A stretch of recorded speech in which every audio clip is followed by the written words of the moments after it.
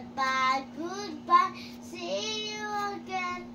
Goodbye, goodbye, my dear friends. Goodbye, goodbye, see you again.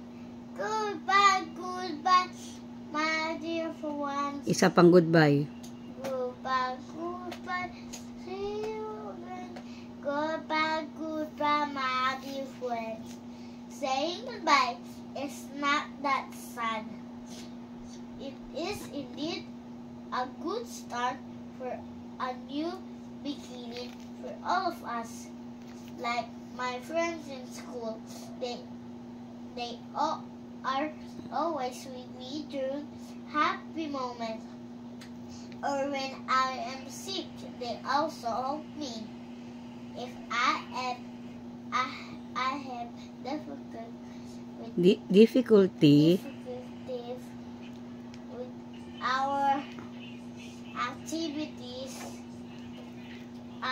additionally, my teacher gives me encouraging words whenever I'm about to stop doing my task in writing.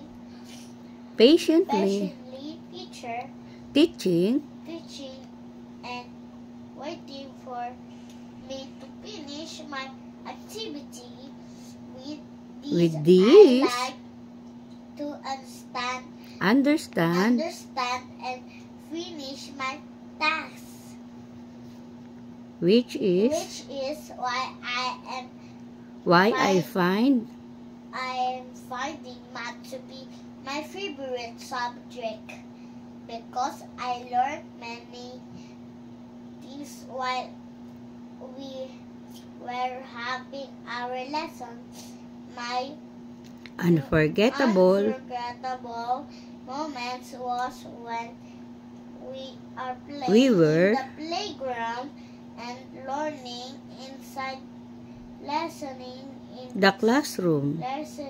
inside the classroom, freezing while reading and walking like a soldier to memorize which is our left foot and right foot. I want to say thank you to my parents and Lola for the things they have done for me. To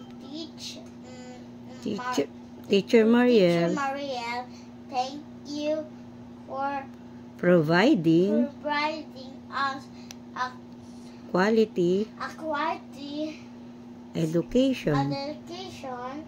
Always where we are truly grateful, and to my classmates and schoolmates, students, study well and always wear a smile on your face. A pleasant